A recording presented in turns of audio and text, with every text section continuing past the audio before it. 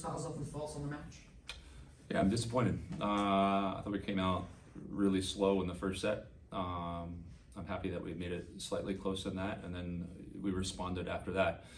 And then I thought little pieces of that first set popped up in the second at the end and popped up in the third. And we need to play cleaner to beat a good team like Florida. So disappointed, but we get a chance to respond on Sunday. So you guys did have runs, you did have some streaks put together. What were you doing there or seeing there from your team?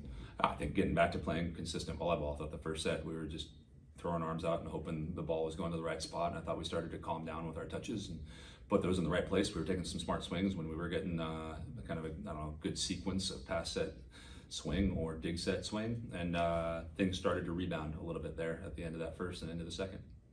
I'll open it up. Who's got anything?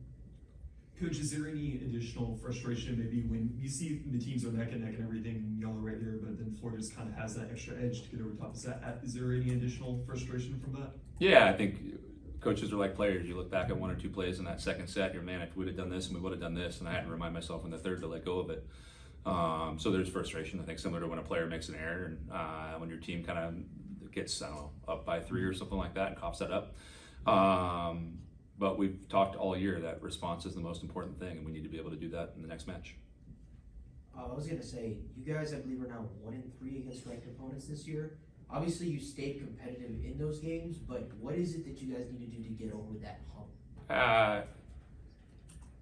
I mean, the simple answer is play better. Obviously, that's there, and I think we're there in terms of skill as a volleyball team. I think we need to prep better during the week and be able to push through the dog days of October. I think we need to trust the work that we put in and make sure that when we get into those tight situations at 2020, at 23, that we trust what we have in the tank, that we trust to let that out on the volleyball court. And I think it's those two things. I think, again, that comes back to preparation and work. You mentioned the dog days of October. Being, I think, about halfway through conference play and just given the grind of the season in general, do you almost start to see that, maybe not in the play, but in practice, do you have to add a bit more extra kind of motivation and whatnot to bring that out of your players? Yeah, I think, again, I think I've been in here before. I think in the preseason press conference, I talked about every coach was like, man, year two. And I think there's something about that too in the middle of the year where it's like year two and like the same things that have gotten to this point. And this is what I just talked to the team a little bit about. Like, we're good enough based on the volleyball we've been playing.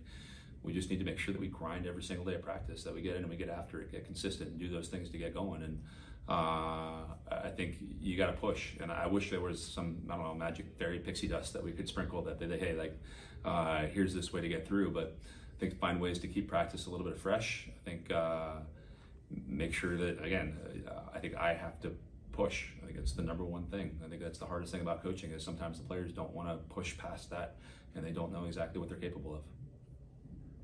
Cool. All good. Sweet. Thanks, Thank Coach. you.